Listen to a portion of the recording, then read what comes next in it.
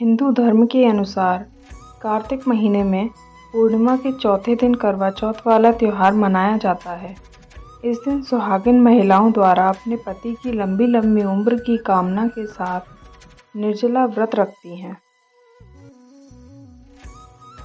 इस दिन शाम को करवा चौथ की कहानी पढ़कर शाम के समय चंद्रमा निकलने के बाद वे चंद्रमा को अर्घ देती हैं और पति का तिलक आदि करने के बाद पति के हाथों से पानी पीकर अपना व्रत खोलती हैं।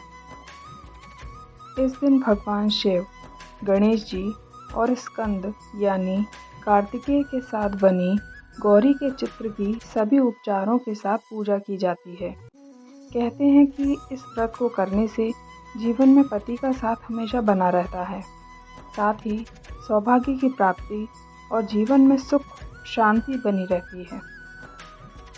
करवा चौथ व्रत कथा। एक साहूकार के एक पुत्री और 7 पुत्र थे। करवा चौथ के दिन साहूकार की पत्नी, बेटी और बहुओं ने व्रत रखा। रात्रि को साहूकार के पुत्र भोजन करने लगे तो उन्होंने अपनी बहन से भोजन करने के लिए कहा। बहन बोली, भाई अभी चंद्रमा नहीं निकला है, उसके निकलने पर ही मैं अर्घ देकर भोजन करूंगी। वह मूर्छित होकर पृथ्वी पर गिर गई।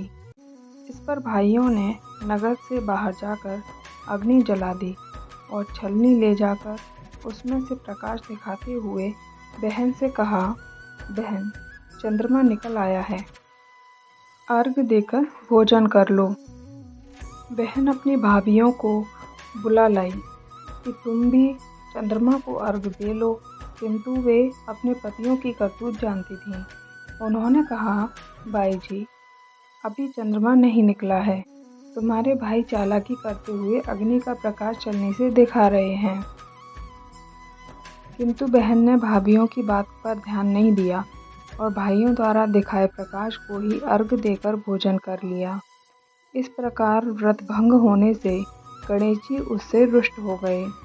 इसके बाद उसका पति सख्त बीमार हो गया और जो कुछ घर में था उसकी बीमारी में लग गया।